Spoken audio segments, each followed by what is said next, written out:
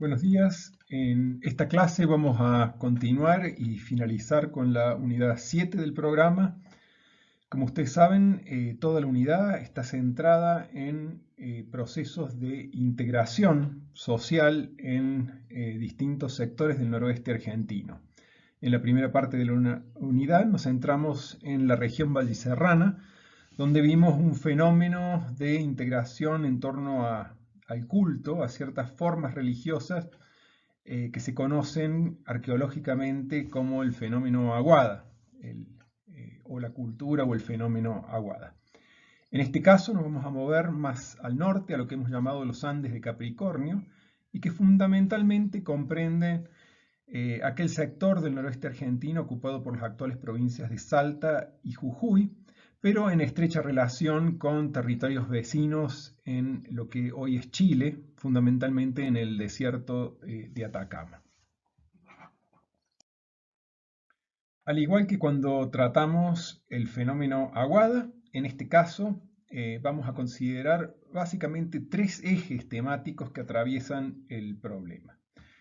El problema que podríamos definir, al menos en términos de las periodizaciones, como los procesos sociales ocurridos en lo que se conoció en las primeras periodizaciones como el periodo medio en el noroeste argentino,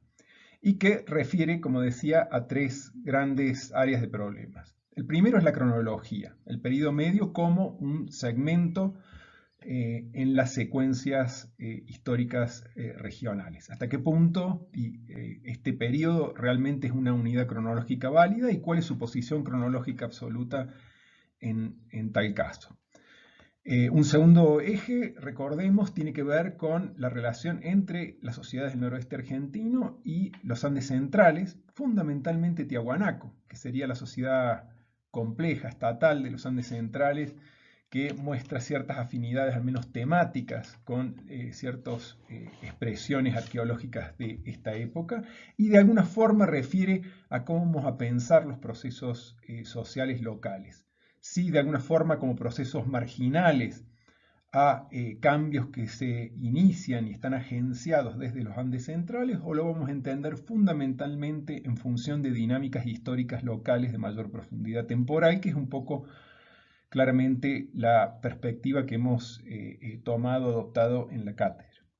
Y un tercer eje que atraviesa esta es una búsqueda de precisar qué tipos de cambios sociales se están produciendo en esta época, porque indudablemente hay muchos indicadores arqueológicos de que hay transformaciones en la sociedad. Entonces, la discusión es en qué medida, qué tipo de cambios específicamente están siendo indicados por estos cambios arqueológicos. Un problema que lo hemos discutido, lo hemos enmarcado en términos de las discusiones sobre la complejidad social. Comenzando por el aspecto cronológico, acá recordemos este cuadro cronológico que muestra la concepción del proceso a comienzos de los años 70. Vemos acá entonces el periodo medio se asociaba en la región valliserrana con este fenómeno Aguada. En este caso, cuando nos movemos a los Andes de Capricornio, que representarían las dos columnas a la izquierda de este cuadro cronológico, que tienen que ver con la Puna y la quebrada de Humahuaca,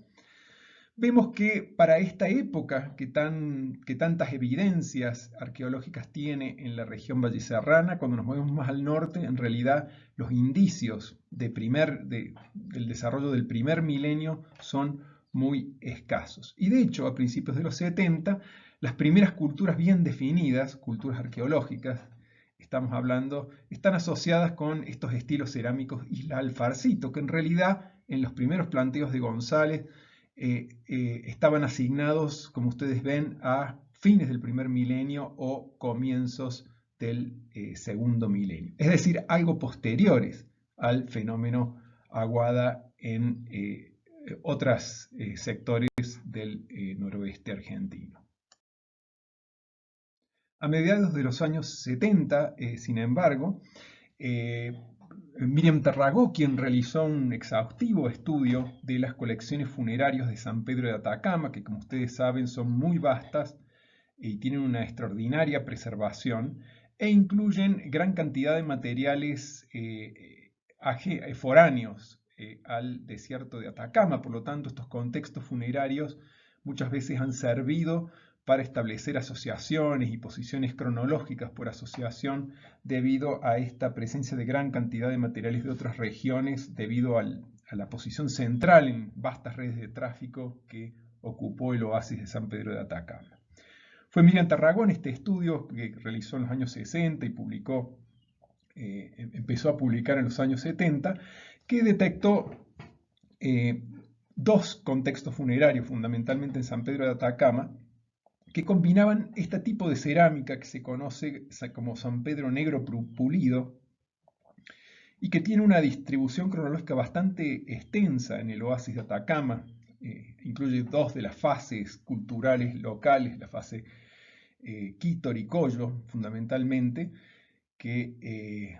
se distribuiría entre el 400 y el 1000 aproximadamente. En asociación con esta cerámica se han encontrado en San Pedro una cantidad de elementos que claramente remiten a Tiahuanaco. Son testimonios de circulación de bienes entre lo que es el núcleo tiahuanaco en la cuenca del Titicaca y el desierto de Atacama. He aquí algunos de los ejemplos de los materiales que aparecen allá, que incluyen desde queros de oro con elaborada iconografía que claramente remite a elementos, íconos de Tiahuanaco, equipos de inhalar alucinógenos, como ustedes ven, con estas características decoraciones en bajo relieve que a veces incluyen algunos de los personajes característicos de la iconografía estatal tiahuanaco, como son los personajes de la Puerta del Sol, por ejemplo,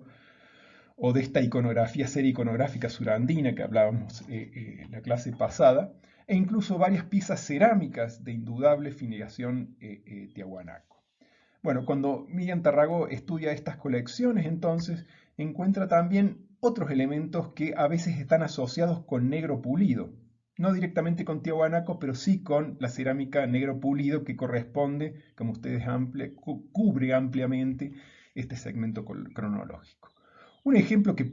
en realidad poco énfasis hizo en su momento, son este tipo de materiales. Ustedes ven estas vasos, son vasos y tazas fundamentalmente decoradas en negro sobre rojo, y que, lo vamos a ver después, son probablemente procedentes de la quebrada de Humahuaca, y donde tienen actualmente una distribución, sabemos hoy, entre el 500 y el 1000 aproximadamente. Este estilo se conoce como alfarcito bicolor. Sin embargo, no es esto, señalo simplemente la presencia de estos materiales, no fueron destacados en su momento. Lo que sí puso énfasis Miriam Tarragó fue la presencia de asociaciones en otras tumbas entre esta cerámica negro pulido y cerámica isla, como se conoce a este estilo cerámico también de la quebrada de Humahuaca. Entonces fue en base a estas asociaciones que planteó un argumento de tres pasos transitivo. Digamos, si San Pedro Negro Pulido se asocia con Tiahuanaco y en otras tumbas San Pedro Negro Pulido se asocia con Isla de la quebrada de Humahuaca, digamos, cabe postular entonces que la cerámica Isla, y por lo tanto las ocupaciones asociadas, vinculadas a esta cerámica, serían contemporáneas de la expansión de Tiahuanaco. A partir de esto, entonces, se estableció esta idea de que el fenómeno isla en la quebrada de Humahuaca y, por lo tanto, también aquellos contextos donde aparece esta cerámica en la Puna Argentina, aunque no es local, también aparece excepcionalmente en la Puna Argentina, serían los equivalentes locales de ese horizonte medio centro-sur andino vinculado a Tiahuanaco. Entonces esto dio origen a esta identificación de un periodo medio en la quebrada de Humahuaca y en la Puna, representado por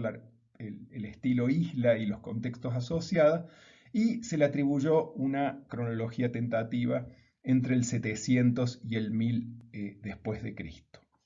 Vuelvo a enfatizar, esta cerámica alfarcito bicolor, si bien está anotada en estos estudios de asociaciones en San Pedro de Atacama, también vinculada a San Pedro Pulido, no fue destacada en ese momento.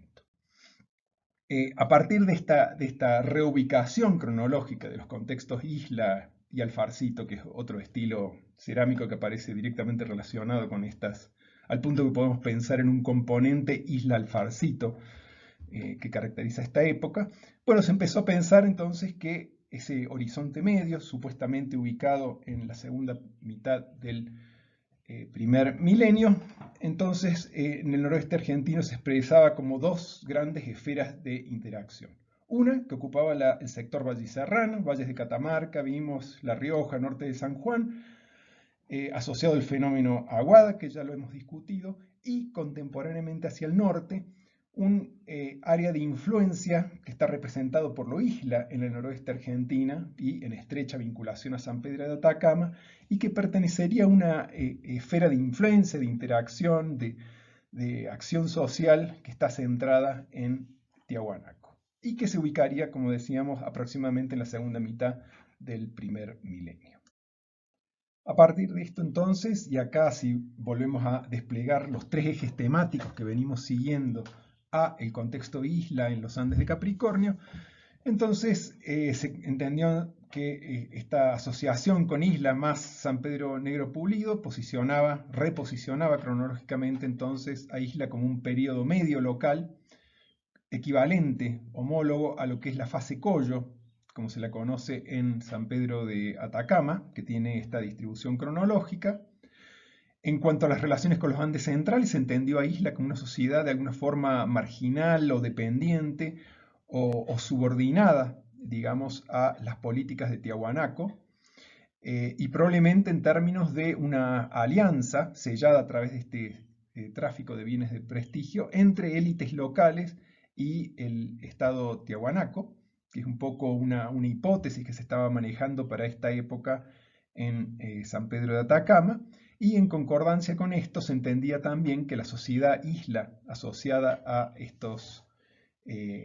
materiales sería ya una primera sociedad desigual que se había institucionalizado en el noroeste argentino, pensada en términos del tipo neovolucionista de jefatura, una sociedad de jefatura, y que fundamentalmente la desigualdad social se habría afirmada a través de este tráfico de bienes de prestigio entre las élites locales y Tiahuanaco, y por lo tanto un fortalecimiento de su rango político a través de estas alianzas externas. Este modelo entonces de la sociedad isla como análogo contemporáneo y análogo de Aguada, pero un poco más al norte, en el noroeste argentino, se difundió, y lo van a encontrar ustedes ampliamente difundido en la literatura a partir de los 70, en la década del 80 y por lo menos hasta la década del 90. Hay que decir, sin embargo, que en principio cuando se planteó esto no existía ninguna datación absoluta para este componente cerámica isla, y acá ven algunos ejemplares de estos materiales en la izquierda de la figura como para que ustedes tengan una idea de ellos. Un elemento que reforzaba esta idea de cierto vínculo entre Tiahuanaco e isla era que una de las piezas cerámicas características de este repertorio cerámico son los vasos queros, que como ustedes ven, algunos como este de la izquierda, de alguna forma recuerden, tiene un aire que es similar a los queros tiahuanacos, aunque con clara diferencia, mientras que la mayoría de los vasos en realidad tienen asas, son verdaderamente jarros, por lo que las similitudes con Tiahuanaco son aún más vagas. Quiero decir en general que por esta época en muchos rincones del surandino los repertorios cerámicos locales tienen vasos, o sea que el vaso, en la medida en que el vaso nos remite a cierta forma de consumo, que tiene que ver con la libación, tal vez con el compartir la bebida en contextos ceremoniales, incluso de connotación política, parece ser un elemento característico, distintivo de muchas prácticas ampliamente difundidas en esta época en los Andes. Quiero decir, en un sentido horizontal, no necesariamente como difusión de Tiahuanaco, sino como una serie de prácticas que están ampliamente difundidas en la época y con genealogías propias en cada región. Sin embargo, volviendo a lo cronológico, entonces a fines de los 70 aparece el primer fechado, lo realiza Fernández de Istel sobre esta cerámica isla y curiosamente da una fecha calibrada de aproximadamente 1300. O sea que contradecía esta posición temprana de isla. La siguiente fecha recién se hizo a principios de los 90. Quiero decir, se difundió esta idea basada únicamente en estas asociaciones y este razonamiento transitivo de posición cronológica por asociación con un estilo intermedio, que era el San Pedro Negro pulido, decía se difundió esta idea sin nuevos datos radiocarbónicos. Recién a principios de los 90 aparece una segunda fecha, que es de Pueblo Viejo de la Cueva, que en realidad viene de un pequeño sondeo que hay que notar, incluye fragmentos de los dos tipos de cerámicas que les había mostrado cuando les señalé estas asociaciones en San Pedro de Atacama. Es decir, tenía tanto cerámica isla como esta otra cerámica alfarcito bicolor, que en realidad hoy sabemos que es más antigua, estaba posicionada, fue recuperada en este sondeo donde se obtuvo este fechado. O sea que hay cierta ambigüedad realmente en las asociaciones de este segundo fechado que era tan distinto al primero que se obtuvo. Bueno, a lo largo de los 90 y en las últimas 2 décadas se han generado nuevas fechas. Acá es un compilado de todas las fechas actualmente disponibles para este material cerámico, que como ustedes ven se distribuyen consistentemente, con la única excepción de este fechado, que como digo, podría cuestionarse su asociación, pero también podría cuestionarse su validez, ya que es un fechado realizado en el LATIR, en el laboratorio en la Universidad de La Plata, a comienzos de los 90. Y sabemos, existen otros fechados realizados justamente en esta misma época en LATIR, que también ha dado fechas inusualmente o anómalas, anormalmente, digamos, o inesperadamente antiguas para lo que se conocía. De hecho, hay fechas de Aguada que luego fueron refechadas, digamos, las mismas muestras fueron, o partes de los mismos objetos fueron vueltos a fechar y dieron resultados que son por lo menos 200 o 300 años posteriores. Lo mismo ocurrió con fechas realizadas por la misma época en este laboratorio en el Pucará de Tilcara, que dieron también fechas unos 300 años más antiguas que los mismos contextos que fueron vueltos a fechar a comienzos de ahora del siglo XXI, en la primera década de este siglo, que como decía, arrojaron resultados hasta 300 años más tardíos, ¿no? Por lo tanto, más allá de los cuestionamientos, las dudas sobre las asociaciones reales de este fechado, también hay sospechas sobre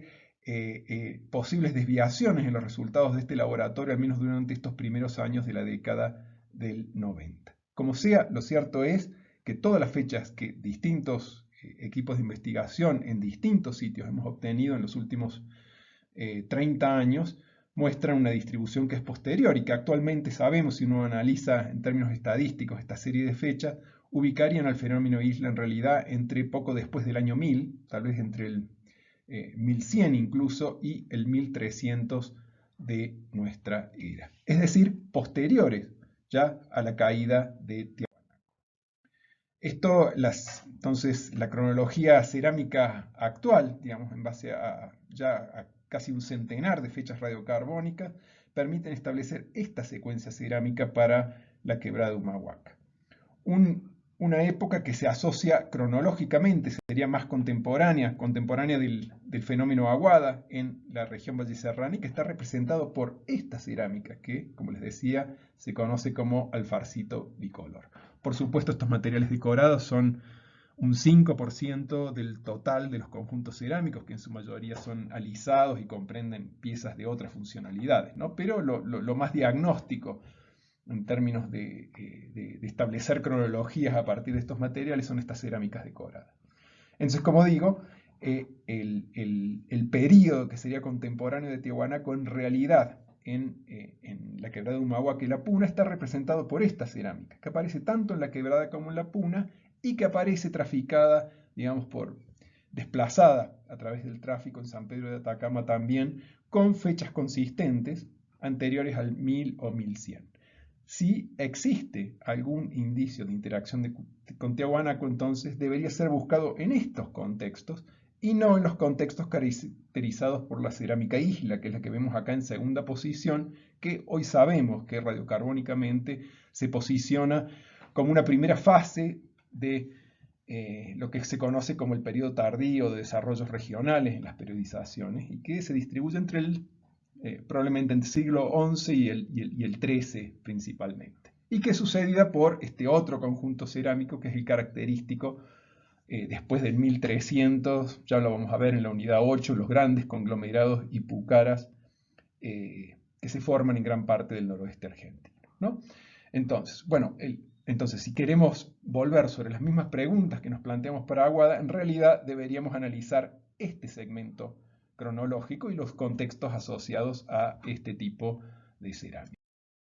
El problema, sin embargo, es que los sitios que conocemos, los contextos que conocemos para este momento, en realidad son mínimos, son muy pocos. Acá fíjense en estos dos mapas, le comparo los sitios asociados a ese componente alfarcito bicolor en la quebrada de Humahuaca, que es este valle que vemos en el mapa, con los que conocemos para el segmento siguiente, caracterizado por ese componente arqueológico isla. Como ustedes ven, hay un salto en la visibilidad arqueológica. Digamos, hay un salto en la cantidad de sitios que conocemos y este salto está dado no porque haya habido menos gente, mucha menos gente antes del año 1000, sino fundamentalmente porque cambiaron las condiciones de visibilidad arqueológica de los sitios y hace que conozcamos mucho más sitios posteriores al año 1000 en la quebrada que con anterioridad. Con anterioridad, como les digo, conocemos aproximadamente 5 lugares donde hay materiales de este tipo. El principal de ellos es el área urbana del pueblo de Tilcara, que parece ser uno de los sitios más extensos que se han detectado hasta el momento en esta zona, pero, como les digo, se encuentra debajo del pueblo de Tilcara. Por lo tanto, solo lo conocemos a través de rescates arqueológicos que se producen ocasionalmente cuando los vecinos hacen construcciones, pozos ciegos o alteraciones de este tipo y aparecen materiales, incluso a profundidades de hasta 6, 7 metros bajo los aluviones que forman el relleno del fondo de valle. Mientras que los otros 4 sitios que vemos acá, o 3 de ellos al menos, son simplemente niveles que se han detectado en sondeos realizados en sitios multicomponentes. Es decir, solo sabemos que hay ocupaciones de esa época, pero ni siquiera sabemos en ningún caso qué aspecto podrían haber tenido estos sitios en superficie, ¿no? Porque son niveles enterrados que accidentalmente se han descubierto. La única excepción es este sitio, el número 1, que es Vizcarra, en las nacientes acá de una quebrada tributaria de la quebrada de Humahuaca, que en realidad es una estancia pastoril, un par de recintos, un corral y un pequeño basurero, probablemente una casa, digamos, de la época, que solo es conocida a través de un sondeo donde se encontraron estos materiales y se pudieron datar radiocarbónicamente, pero donde no se han realizado mayores investigaciones. ¿Esto qué significa? Bueno, que realmente para lo que cronológicamente, estrictamente, sería el periodo medio, tal como lo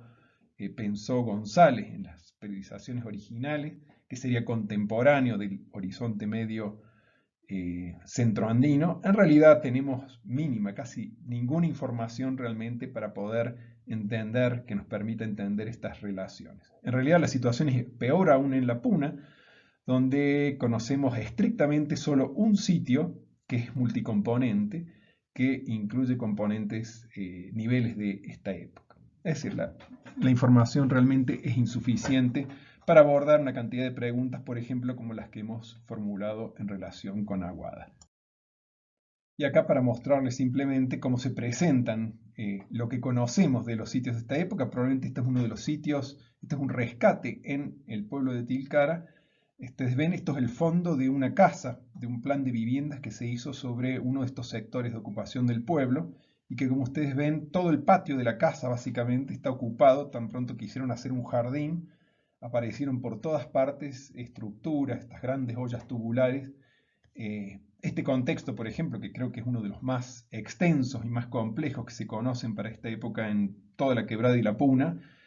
incluye varias fechas que se distribuyen en la segunda mitad del primer milenio. Y bueno, hasta donde sabemos acá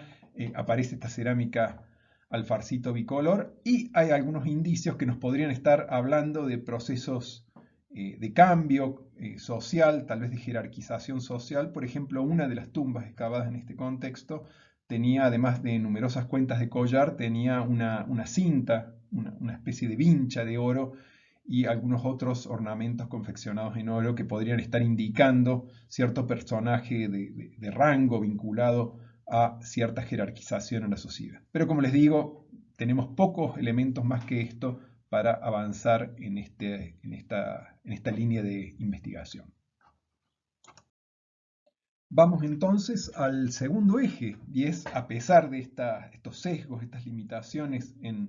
las evidencias arqueológicas que tenemos, que nos permiten visualizar sobre las posibles relaciones entre el noroeste argentino y los Andes centrales. Y acá les pongo una de las versiones de los clásicos mapas sobre la distribución de los estados del horizonte medio surandino. Sabemos en la sierra y costa del Perú, fundamentalmente integrados en torno al estado Huari, y a partir desde el lago Titicaca, con centro en el lago Titicaca, la expansión de Tiahuanaco, que típicamente en estos mapas se muestra una forma de integración, recordarán de las clases de Americana 2, una relación de periferia entre un núcleo en el lago, ¿cierto? Y ciertas colonias, por ejemplo, o enclaves, Tiahuanaco, en el Valle de Moquegua, tal vez incluso en el extremo norte de Chile, en la zona de Arica, y también hacia el este, en la zona de Cochabamba. Y como lo que en su momento Berenguer llamaba una ultraperiferia, pero siempre pensado en estos términos de centro-periferia, ciertos enclaves a gran distancia. Uno de ellos estaría en San Pedro de Atacama, donde, como vimos, había numerosos hallazgos que probablemente procedían directamente de Tiahuanaco o de algún lugar cercano al núcleo del lago Titicaca, y típicamente también se desprende, como ustedes ven, una segunda flecha hacia el noroeste argentino. Esta es la referencia a esta presunta vinculación entre isla y Tiahuanaco, que como ya vimos, Isla en realidad es posterior al 1100, por lo tanto no sería contemporáneo siquiera con esto. Pero bueno, plantearía esta relación hipotética tal vez con ocupaciones más tempranas, como las que les indiqué en relación a estos materiales alfarcito bicolor de los que sabemos tan poco. Bien, ¿cómo entonces se plantea este esquema local? Acá vuelvo a ponerles algunos otros materiales, como para que ustedes vean la variedad de elementos encontrados en San Pedro, que tienen una filiación tiahuanaco indudable. Ahora bien, ¿qué elementos realmente se conocen, aún más allá de las fechas o de los contextos mejor o peor documentados? ¿Qué elementos tenemos elementos comparables a los que aparecen en San Pedro para justificar la conclusión de que hay una relación parecida entre Tiahuanaco y la Puna Argentina o la Quebrada de Humahuaca? ¿Qué elementos tenemos para afirmar esto? Y en realidad, cuando uno empieza a ver la evidencia, realmente es ínfima o casi es ínfima y en realidad compleja en su interpretación. En realidad, estrictamente jamás se ha encontrado hasta ahora en el noroeste argentino bienes, objetos realmente que indudablemente puedan ser atribuidos a Tiahuanaco, con excepción de 4 vasos de oro. Acá hay 2 de ellos que se encontraron en un hallazgo aislado cercano a Doncellas. En realidad es accidental realmente. Una persona caminando de pronto hundió el pie en la tierra y había un cántaro, y dentro del cántaro había 2 pequeños vasos, acá los vemos de frente y de perfil, que tienen vasos de plata, de una aleación plata-oro, repujados con diseños que indudablemente recuerdan a la escultórica Tiahuanaco, por ejemplo. Este es uno de los hallazgos. Y a esto se suman 2 vasos de quero de oros, que en realidad salen muy pequeños, que no tienen iconografía, pero por su forma serían afines a los que se usaron en Tiahuanaco, que se encontraron en realidad en 2 sitios que son tardíos de la Quebrada de Humahuaca. Y cuando digo tardíos, en realidad tienen fechas posteriores al 1300. Uno de ellos se encontró en Volcán, el otro se encontró en Hornillos. O sea, estos 4 pequeños vasos de oro, afines a Tiahuanaco, serían los indicios más fuertes que existen para alguna presencia tiahuanaco en el noroeste argentino. Hasta el momento, el único referencia cerámica que ni siquiera está publicada son unos tiestos aparentemente de vasos tiahuanacos que se encontraron en superficie en un sitio en Iruya, Valle Alto en la provincia de Salta, pero están en superficie en un sitio que ni siquiera ha sido investigado. Esto lo digo porque ni siquiera está publicado, pero hay algunos otros pequeños indicios que podría haber algún material tiahuanaco presente. Hasta el momento, en contextos de excavación, ni en la Puna ni en la Quebrada de Humahuaca de ninguna época se han encontrado otros elementos tiahuanacos. Lo que sí a veces suele relacionarse con esto es el hallazgo de piezas de oro que son yo les mencioné recién algunas piezas de oro encontradas en ese rescate en Tilcara, que correspondería a esta segunda mitad del primer milenio. Como dije, se sabe poco de este tipo de contextos, se sabe bastante más de los contextos asociados a la isla, es decir, algo posteriores, y en esos contextos efectivamente se encuentran gran cantidad de piezas de oro. De hecho, estas piezas de oro, y acá les pongo un par de ejemplos tomados de un trabajo de Tarragó, que tienen como bibliografía obligatorio este oro de los señores, donde hace un análisis muy detallado de las piezas de oro que se conocen para esta época. Acá hay dos ejemplos tomados de ese trabajo. Estos elementos sí son más frecuentes en estos contextos islas de la quebrada que en ningún otro momento de la quebrada de Humahuaca y más frecuente que en ningún otro lugar del noroeste argentino. Algo que indudablemente nos está hablando de algún tipo de cambio en la sociedad o algún fenómeno que está articulado en torno al consumo de este tipo de objetos. Pero lo que quiero recalcar es que estos objetos de oro no están refiriendo a iconografías, como aquí vemos, por ejemplo, este camélido de dos cabezas, o este diseño que podría estar refiriendo ser una referencia estilizada a algún tipo de ave. Es un icono que a menudo se conoce como bucráneo. Algunos de estos elementos han sido encontrados en sitios tiahuanacos de más al norte, por ejemplo en el valle de Cochabamba, donde también, digamos, en los contextos del periodo medio es relativamente abundante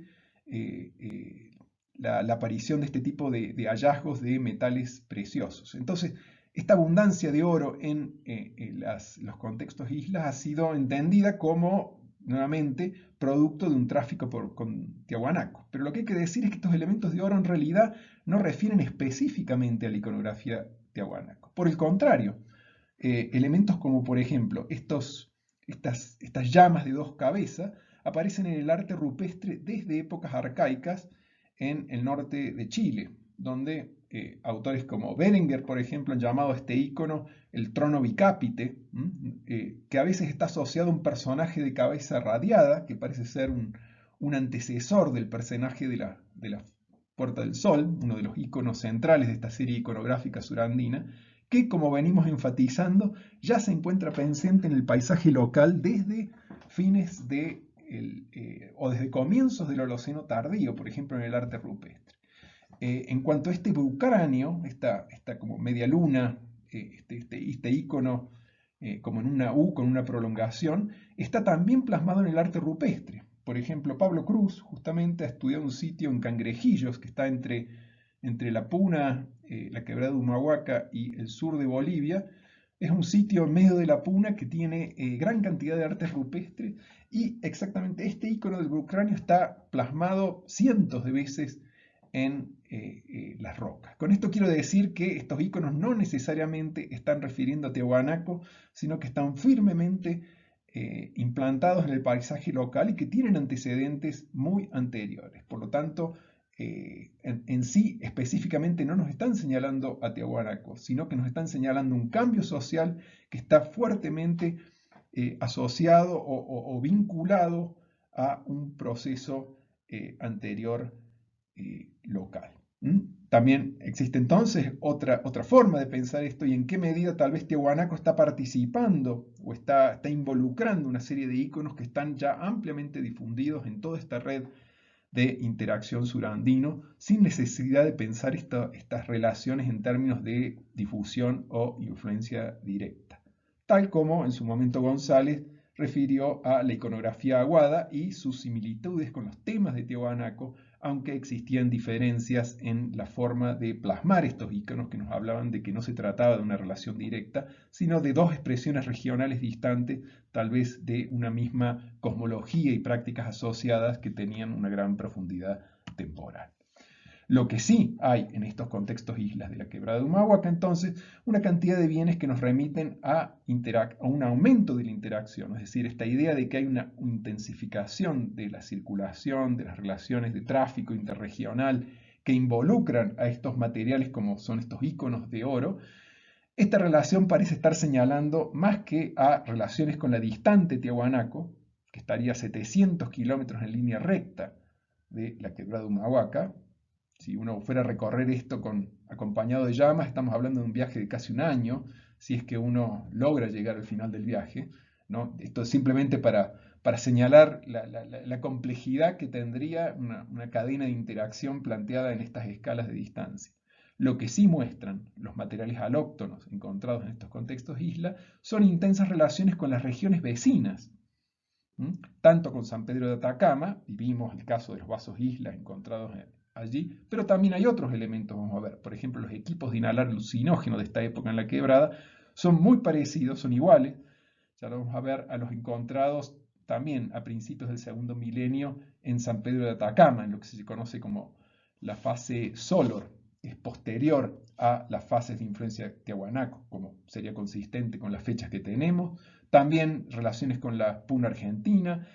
relaciones con las yungas, por ejemplo, en términos de la provisión de las plantas alucinógenos que serían consumidas en estos equipos de inhalar, y sobre todo probablemente con el Río Grande de San Juan. Esta red hidrográfica que incluye una cantidad de valles y que se ubica en el extremo sur de Bolivia y zonas fronterizas. La zona de Yavi, en el extremo norte de la provincia de Jujuy, donde fue estudiado aspectos de estas culturas de esta época que se conoce como Yavi, las estudió Pedro Krapovicas en su momento. Sería una expresión marginal de una cantidad de una población sumamente extensa que se distribuye en esta cuenca, y una cuenca que se conoce como la cuenca del Río Grande de San Juan, también conocido como San Juan del Oro. Y se conoce como San Juan del Oro fundamentalmente porque es una red hidrográfica que contiene gran cantidad de oro aluvial, al punto que, y esto lo he documentado etnográficamente cuando trabajaba entre los pastores del Ipes, que sería el altiplano sur de Bolivia, innumerables veces pastores me han relatado que en los inviernos, por ejemplo, cuando hay menor actividad en el altiplano con el ganado, se trasladaban con sus familias a distintos puntos de la cuenca del río San Juan para pasar el invierno lavando oro,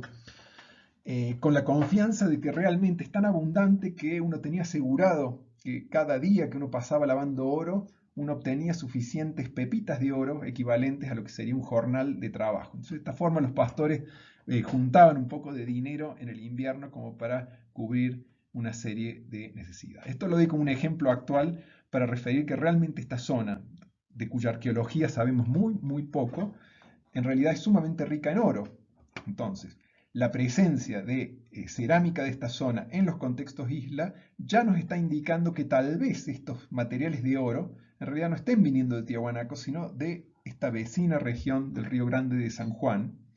Y curiosamente les quiero señalar este sitio con arte rupestre donde están grabados estos mismos iconos, los brucráneos, por ejemplo, las llamas bicápitas, se encuentra acá justamente en la zona intermedia o de tránsito obligado entre la quebrada de Humahuaca y el Río Grande de San Juan, lo cual ratificaría que quizás este tipo de iconografía y el oro y estas vinculaciones nos están más hablando de una intensificación de la relación con el Río Grande de San Juan, más que pensar en una relación con la lejana Tiahuanaco, que, insisto, al menos en la época isla, ya la ciudad se encontraba abandonada. Pero más allá de estas evidencias que he discutido para esta zona de los Andes de Capricornio, hay ya razones a priori para ver cuál es el problema de este planteo de una influencia directa de Tiahuanaco sobre los Andes de Capricornio, o esta idea de sacar una larga flecha de 800 kilómetros que vincula a Tiahuanaco con San Pedro de Atacama y supuestamente con el noroeste argentino. Y es que cuando vemos el mapa en una escala más abarcativa, lo que notamos es que en realidad hay muy poca información sobre la arqueología de todos estos espacios intermedios. Espacios que, por lo que sabemos, por ejemplo, de la época de la conquista, esto sería toda la provincia de Charcas y del Collao, que eran dos de las provincias más densamente pobladas de todo el virreinato del Perú, por la referencia colonial. Es decir, son zonas que están densamente ocupadas por poblaciones que incluso eran enormemente complejas, según lo que sabemos de los testimonios del siglo XVI. Entonces, es curioso que sabiendo por la historia y por la etnografía que las los valles de Potosí, de Chuquisaca y los valles del Collao, acá en la zona de Oruro y más al norte, estaban densamente poblados, resulta que en las discusiones arqueológicas esto parece como un gran espacio vacío donde un poco las caravanas tiahuanacos podrían haberse desplazado en el desierto hasta alcanzar estos territorios, ¿no? Esto es un poco la sensación o el escenario que uno tiende a construirse si uno lee la literatura arqueológica. Y esto, más que reflejar un vacío, un espacio, digamos, relativamente despoblado, lo que refleja es la falta de investigaciones arqueológicas en esta región. De hecho, he tenido oportunidad de recorrer varios de los valles del norte de Potosí, de Chuquisaca, y realmente he visto algunos de los sitios informalmente. Es común encontrar conglomerados del orden de las 70 o de las 100 hectáreas que no cuentan con una sola mención en la literatura arqueológica. Escalas demográficas que son las consistentes con lo que sabemos a partir de la información colonial. Estos son los grandes señoríos Caracara, Charcas, los chichas, por ejemplo, que vivían en la zona del Río Grande de San Juan, esta que he mencionado hasta ahora, son algunas de las poblaciones más densas y de las formaciones políticas más jerarquizadas que se conocen para todo lo que es el centro surandino, solo que no cuentan con información arqueológica. Entonces yo creo que en gran medida esta idea de que Tiahuanaco podría haber ejercido cierta influencia más o menos directa o a través de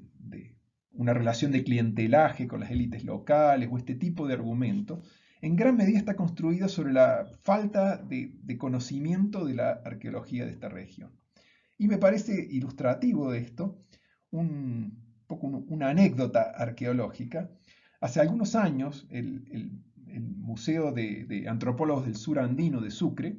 compró una colección que había sido obtenida por un campesino. En realidad, con esto quiero decir que era una colección que no fue excavada, sino que ya estaba descontextualizada cuando fue vendida. Pero bueno, hay cierta confianza de que estos materiales vienen de una serie de entierros en cuevas encontrados en la zona de Pulacayo, acá al sureste del Salar de Uyuni, la cueva de Pulacayo. Acá hay algunas imágenes de algunos de los materiales que, como ustedes ven, tienen extraordinaria riqueza y son claramente de filiación tiahuanaco, como estos tejidos, fíjense acá el personaje con el cetro de perfil, gorros de 4 puntas, estas como cestas con forma de quero, y también una serie de elementos que se vinculan con el oro, la metalurgia y estos metales preciosos. Entonces, claro, cuando se hizo este hallazgo, recuerdo en el primer momento se presentaron en congresos de arqueología los informes preliminares de estos hallazgos y se interpretaba entonces, quiero acotar también que los cuerpos que se encontraron con estos materiales, varios de ellos tenían indicios de violencia, con fracturas de hundimiento en el cráneo, por ejemplo, y otros indicios de que habían las personas asociadas a este entierro sufrido formas de violencia física. Bueno, las primeras interpretaciones, como le decía, referían a que se trataba de una caravana con bienes de prestigio que vendría justamente desde Tiahuanaco con destino a estos territorios ultraperiféricos, probablemente como parte de esta circulación de bienes de prestigio entre élites, ¿cierto? Y que habría sido de alguna forma esta caravana asaltada por algunos por personas locales. Realmente era un escenario como si fuera una diligencia yendo en medio del desierto a esta gran distancia con estas riquezas y hubiera sido asaltada por individuos locales, ¿no? Realmente esta era la impresión que uno tenía. Años después, entonces, Pablo Cruz justamente Pablo Cruz nuevamente en este caso hizo una investigación en esta zona, fue a prospectar la zona con el vecino que había obtenido la colección. Y claro, ¿qué hace cuando prospecta la zona? Encuentra cantidad de sitios que están asociados a una cerámica yura que se conoce, que es la cerámica tardía, o en realidad de toda esta época, desde mediados del primer milenio, en estos valles del norte de Potosí. Entonces encuentra una cantidad de sitios locales que inmediatamente están mostrando que esto no era una zona despoblada en absoluto, sino que era una zona densamente poblada y que estos entierros en realidad están reflejando más una interacción entre los grupos locales y tiahuanacos, que a su vez debe estar mediada por otros grupos similares que no han sido aún investigados más al norte. Con esto quiero decir que cuando se profundicen las investigaciones en estos territorios intermedios, realmente probablemente encontremos complejas relaciones de tráfico y de circulación entre Tiahuanaco y estas diferentes sociedades intermedias, que necesariamente han mediado cualquier tipo de vinculación o cualquier proceso de circulación de los pocos elementos tiahuanacos que conocemos en estos territorios meridionales, y que necesitamos considerar al momento de pensar qué características realmente prácticas tiene esta red de circulación en estos espacios surandinos. Bien, y pasamos entonces a un tercer eje que sería, bueno, ya más allá de las relaciones con los Andes centrales y habiendo corregido, digamos, la posición cronológica de los distintos elementos, bueno, ¿qué tipo de sociedad se presenta entonces en los Andes de Capricornio por esta época? Que en este caso estamos hablando de los primeros siglos del segundo milenio, es decir, entre el 1000 y el 1300 aproximadamente, que es la época de este fenómeno isla, que es el primero por el cual tenemos elementos suficientes como para abordar este tipo de preguntas, ¿no? Y acá entonces les planteo al menos tres ejes para pensar el tipo de sociedad con la que estamos tratando. El primero tiene que ver con los asentamientos, el otro la aparición de estos bienes de prestigio, estos objetos de oro y lo que nos pueden estar informando sobre el proceso social, y después el registro funerario vamos a tocar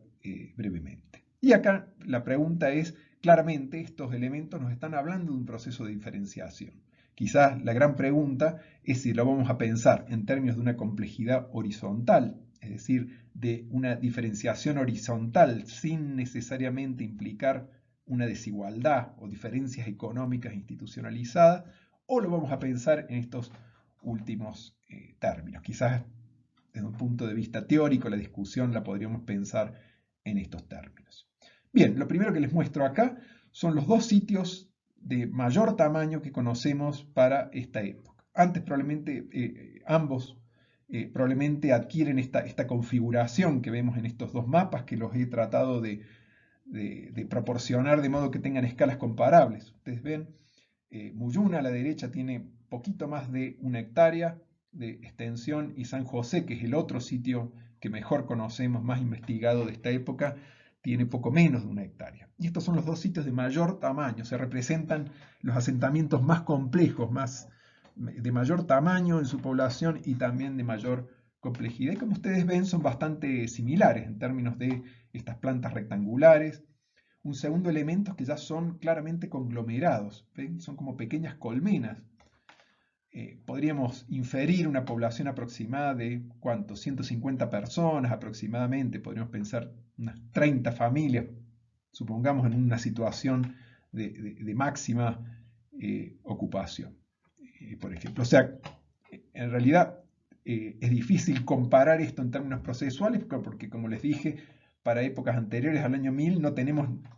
ningún dato sobre la fisonomía que podrían haber tenido los distintos asentamientos. Pero ya esto nos está mostrando, como ustedes ven, ya una situación de comunidades discretas, fuertemente compactas,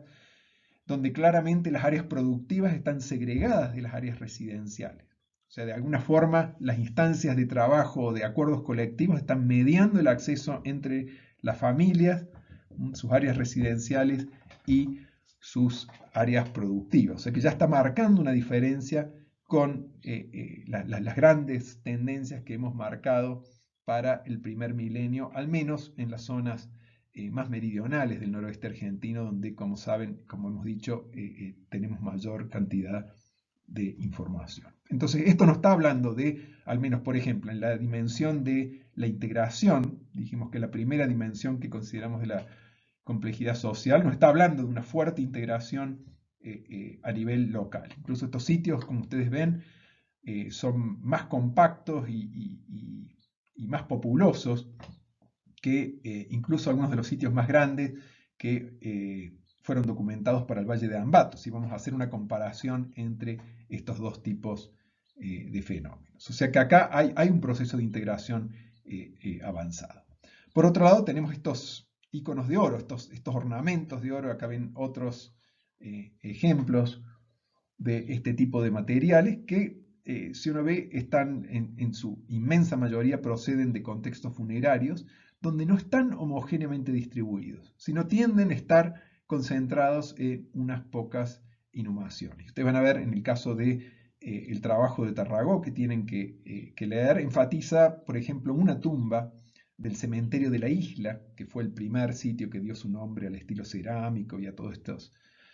contextos arqueológicos. Estos materiales de oro están fuertemente concentrados, creo que en dos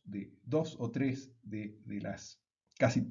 más de 30 tumbas que excavó de Benedetti en su momento. Y sabemos otros casos, en su mayoría desgraciadamente trabajados por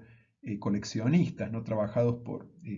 con metodología arqueológica, donde también aparecen gran cantidad de estos elementos y tienden a estar concentrados, por lo que podemos pensar que estos elementos de oro, más allá de que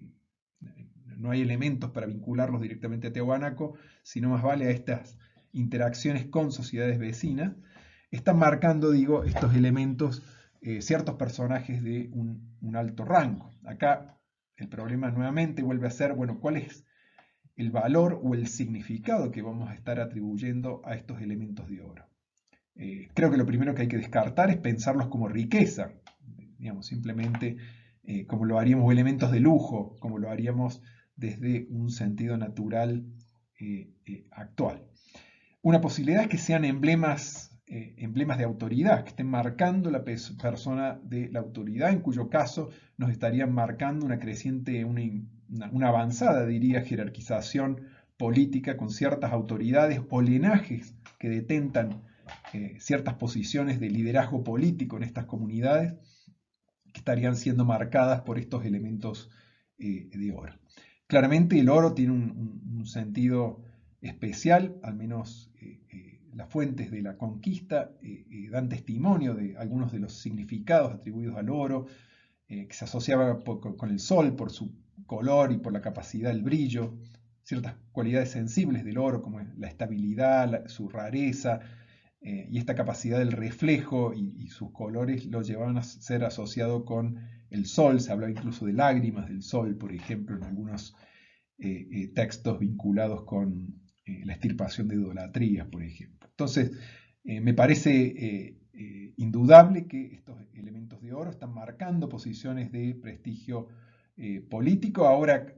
¿hasta qué punto estas diferencias se traducen en desigualdades económicas? Es algo que nuevamente está siendo, así como ocurrió en Aguada, difícil de sustentar. En principio porque los contextos domésticos, hasta donde han sido conocidos, en realidad son bastante homogéneos, tanto en la arquitectura como en los materiales asociados. Hasta el momento no están marcando profundas diferencias. En cuanto al estado de la población, por ejemplo, el estudio son unos 20 individuos que obtuvimos durante nuestro trabajo en Muyuna, y ustedes el segundo texto de lectura obligatoria que tienen para este tema es un texto reciente que publicamos con mi equipo, que son las investigaciones que realizamos en este yacimiento de Muyuna. Y, por ejemplo, recuperamos alrededor de 30 individuos, de 20 individuos en tumbas, y el estudio bioarqueológico muestra un buen estado de salud, en realidad mejor estado de salud de esta población que lo que se conoce para el periodo siguiente. Un alto consumo de maíz, una economía mixta en base al estudio de los desechos de basureros que combina la agricultura del maíz principalmente, pero también de otras especies, con el pastoreo, que aparece bien representado en los desechos a través de la fauna, pero también arquitectónicamente en estos grandes recintos en la periferia de estos asentamientos. Fíjense acá que probablemente sean corrales agrupados de los rebaños de estas comunidades. Otro elemento que refiere a la importancia del pastoreo en esta época son estos íconos de oro que representan a camélidos, o los camélidos de dos cabezas que le mostraba anteriormente, que probablemente se relacionan con algo de la ritualidad o de la mitología asociada con el pastoreo desde épocas tempranas, y que marcan también, y esto ha sido señalado por distintos autores, probablemente una fuerte relación entre la autoridad política que empieza a consolidarse, o las jerarquías políticas que se consolidan en esta época, y el pastoreo, y quizás específicamente el tráfico de largas distancias, asociada especialmente con el tráfico de caravanas. Las investigaciones en estos contextos isla, en Muyuna, por ejemplo, han permitido también, acá es una planta de un recinto que excavamos en Muyuna, y acá, como ustedes pueden ver, están los entierros que se realizaban en los pisos de las habitaciones. Existe también en la literatura esta idea de que estos contextos islas se asocien con la formación de cementerios separadas de las áreas domésticas, pero esto parece ser un error de interpretación del contexto arqueológico. Esto se origina en los trabajos de Benedetti en 1908. Él excavó el cementerio de la isla y lo definió como un cementerio. Es decir, lo que excavó fue una cantidad de tumbas en este lugar, en este sitio de la isla, y él interpretó este conjunto de tumbas como un cementerio. Aunque él mismo da cuenta cuando excava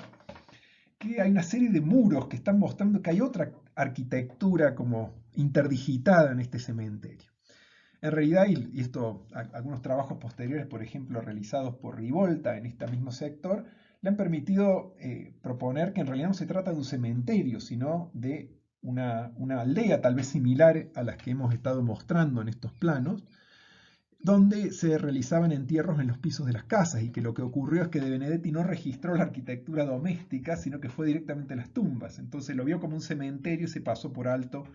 la arquitectura doméstica. Y esto puede ser porque los sitios que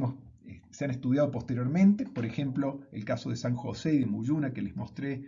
recién, todos los entierros están en los pisos de las habitaciones, pero también se percibe en estos sitios que algunas de las estructuras en realidad han utilizado materiales perecederos, es decir, que los cimientos son de piedra, pero no hay suficiente derrumbe para dar cuenta de la altura de los muros, lo que sugiere que parte de la arquitectura podía ser de tierra, por ejemplo, de adobe, de tapia o algún otro material perecedero. Si esto es así, en realidad entonces no tendríamos cementerios, sino tendríamos un patrón de entierro en los pisos de vivienda como el que ustedes están viendo en esta diapositiva. Lo interesante es que, como les decía, el registro funerario parece marcar diferencias entre algunas tumbas que tienen gran cantidad de ofrendas y donde se concentra, por ejemplo, estas ofrendas de oro, que podríamos en forma preliminar tomar como indicadores de ciertos personajes o linajes que detentan la autoridad política. Pero algunas otras tumbas concentran otro tipo de elementos que están hablando de otro tipo de posición social o de persona social,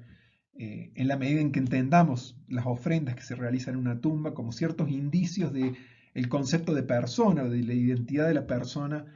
allí enterrada, y que está reflejada en la elección de las ofrendas que hacen sus deudos al momento de inhumarlos. Entonces, algunas de las tumbas, como decía, concentran elementos de oro, otras referencias a esto del pastoreo, como pueden ser estas imágenes de llama, mientras que otras tumbas parecen concentrar elementos que están vinculados con el consumo de alucinógenos. Y aquí ven algunos de estos elementos, que incluyen las clásicas tabletas de inhalar, que fíjense la iconografía que tienen. Hay dos tipos de tabletas de esta época, unas que tienen estos apéndices planos, que a veces tienen tallas, como esta que tiene una talla de un felino, que parece ser un jaguar, a juzgar por estas cuentas de distintos colores que están incrustadas y que parecen referir a las motas del jaguar. Y otro tipo de elementos de consumo para el consumo de alucinógenos son estos pequeños tubos goteros. Acá los de la izquierda son tubos de estos goteros que recuperamos, de hecho, en esta tumba, la número 9, mientras que algunas tabletas similares a estas que vemos con un apéndice que tiene una talla de distintos tipos de animales, encontramos dos de estas tabletas en esta otra tumba. Es decir, al menos dos tumbas de esta vivienda incluían elementos para el consumo de alucinógenos, a pesar de que no incluían oro ni ningún otro elemento que nos permita pensar en una posición de alto rango, una especial riqueza de estos individuos. Claramente tienen indicios que los asocian con la práctica de el consumo de alucinógeno y probablemente el chamanismo, la medicina, la sanación o otro tipo de campos que están relacionados al consumo de estos elementos. Acá simplemente para mostrarles estos goteros son los de Muyuna. Esto de la derecha es un equipo similar, en realidad este viene de la costa norte de Chile, de cerca de Pisagua. Y es simplemente una foto que tomé de una colección del norte de Chile, pero muestra claramente cómo es todo este equipo asociado a este tipo de tubos, que como ustedes ven, un pequeño tubo de hueso de ave, una punta que tiene un pequeño orificio para dosificar lo que probablemente ha sido una poción sumamente poderosa, y resto de tripa, de intestino, que está adherido acá como para impulsar el contenido. Análisis recientes han demostrado que estos elementos son enemas para administrar por vía rectal algún tipo de poción sumamente potente. Los estudios que ha realizado Elena Horta en Chile sobre artefactos similares, que hay numerosos encontrados en San Pedro de Atacama también, muestran que tienen tanto indicios de materia fecal, lo que verifica su uso como enema, como de distintas sustancias psicoactivas que incluyen al cebil, tal vez entre otras plantas y sustancias que formarían estas poderosas pociones. Lo que quiero decir, pensando en la diferenciación social, en la heterogeneidad, en las diferencias, podemos también pensar que tal vez hay diferencias en esta sociedad que no están aludiendo solo al rango, sino a la ocupación de las personas o de distintas familias, donde algunos podrían estar más vinculados, por ejemplo, al pastoreo, otros podrían estar más vinculados a este tipo de actividades vinculadas al consumo de alucinógenos. Dicho sea de paso, estas son las tabletas, los equipos de inhalar más antiguos que conocemos para el noroeste argentino y datan justamente de entre el año 1100 y el 1300 aproximadamente. Es posible que haya equipos o implementos para el consumo de alucinógenos que sean anteriores, pero como digo, tenemos muy poco conocimiento de ese tipo de contexto. Lo que es interesante señalar en esto también es que estos diseños de estos equipos para consumo de alucinógenos son muy similares en la quebrada de Humahuaca de lo que son en el norte de Chile e incluso en la costa del desierto de Atacama.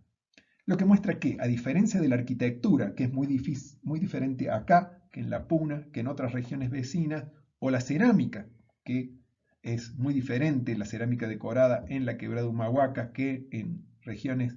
vecinas,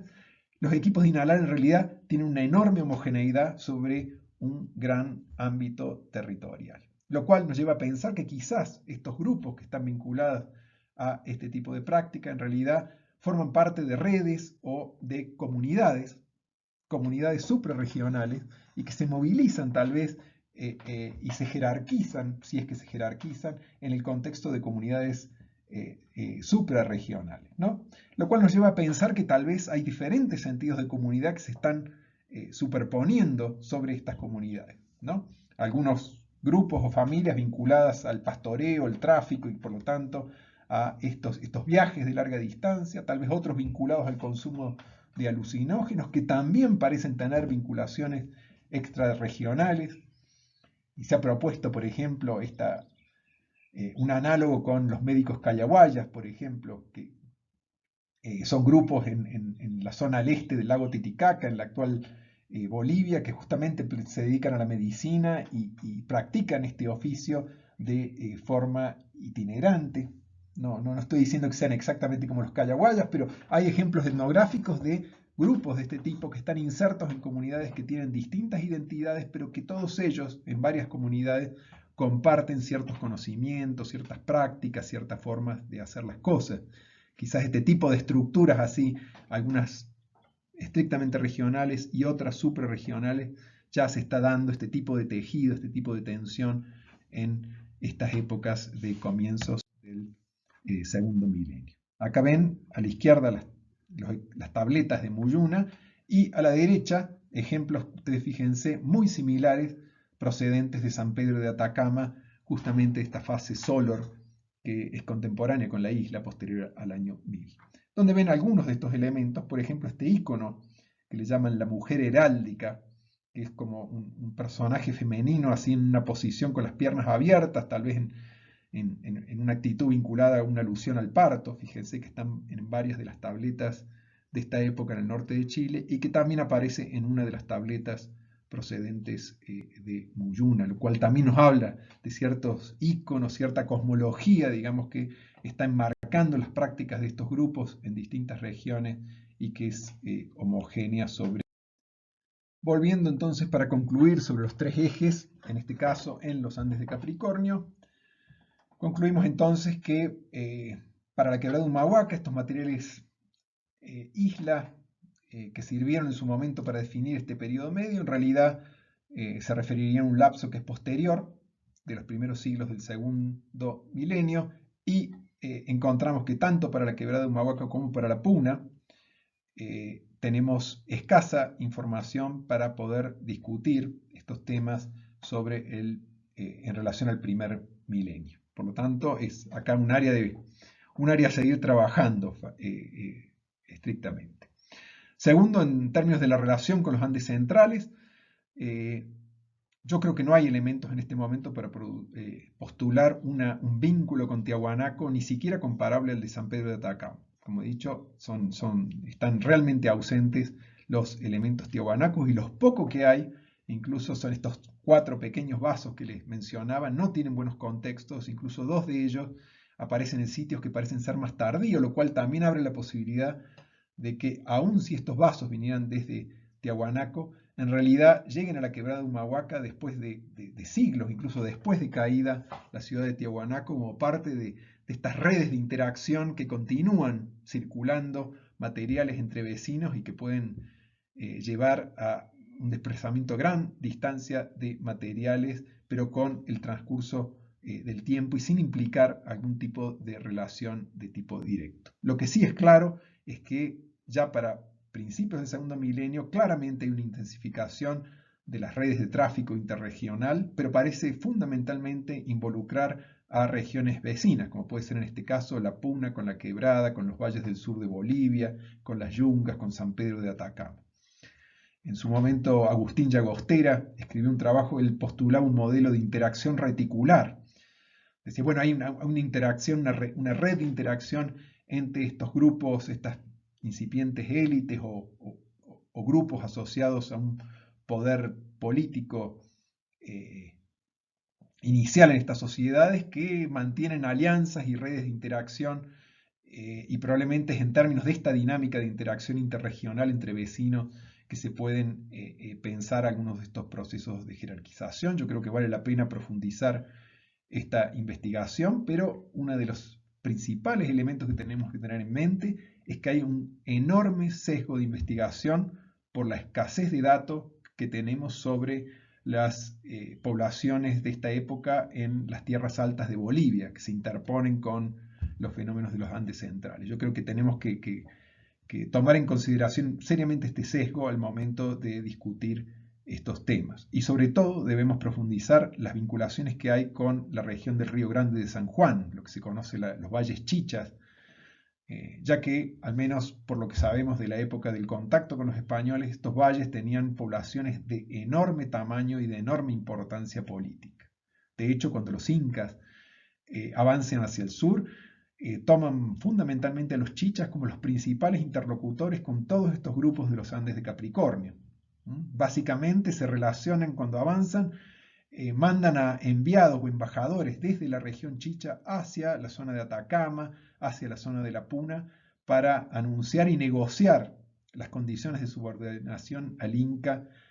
con estos grupos locales. O sea que ya en este gesto de los incas está privilegiando a los grupos chichas como grupos claves políticamente en relación a los demás grupos del noroeste argentino y el norte de Chile. En todo caso, me parece más interesante desde el punto de vista teórico pensar estas relaciones en términos de diferentes agencias locales que habrían orientado estos procesos de interacción, más que como una recepción pasiva de élites locales de cierta influencia venida desde los Andes centrales. Al menos esa es mi perspectiva de este tema. En términos de los cambios sociales ocurridos, al menos en esta época de comienzos del segundo milenio, yo creo que está claro que hay procesos de integración comunitaria que se reflejan en la formación de estas aldeas compactas, estos pequeños conglomerados, y que los emblemas estos de oro nos están hablando de ciertas jerarquías políticas muy pronunciadas, ¿no? Por otro lado, tenemos estos indicios de una heterogeneidad en términos de ciertas familias o grupos que parecen orientarse fundamentalmente a ciertas actividades. No tenemos que pensar en especialistas de tiempo completo, probablemente todas estas personas realizaron una variedad de tareas, o estas familias, incluida la agricultura y otras prácticas en sus tareas, pero tal vez participaban en forma especial, algunas de ellas, de ciertas actividades como el tráfico de larga distancia, el pastoreo, otras vinculadas a la sanación o el chamanismo, por ejemplo. Deberíamos considerar entonces también estos tipos de diferenciación horizontal, de heterogeneidad, me parecen importantes. Y nuevamente, como ocurría para Aguada, el tema de hasta qué punto estas jerarquías políticas o estas jerarquías de prestigio se traducen en ventajas económicas o en desigualdades económicas, un acceso hereditario, preferencial y hereditario a los bienes económicos, en gran medida es un asunto que queda abierto para futuras investigaciones. Para preparar este tema, para profundizar este tema, tienen dos textos que, como ustedes verán, tienen posiciones diferentes, contrapuestas, que son este de Tarragó sobre un análisis muy detallado de los objetos estos de oro asociados a estos contextos isla, y nuestro trabajo reciente donde discute un poco el tema de la cronología y algunos de los argumentos que desarrollé a lo largo de esta clase. Y bueno, dos textos anteriores que, si les interesa, los presento como bibliografía ampliatoria para profundizar en esta discusión.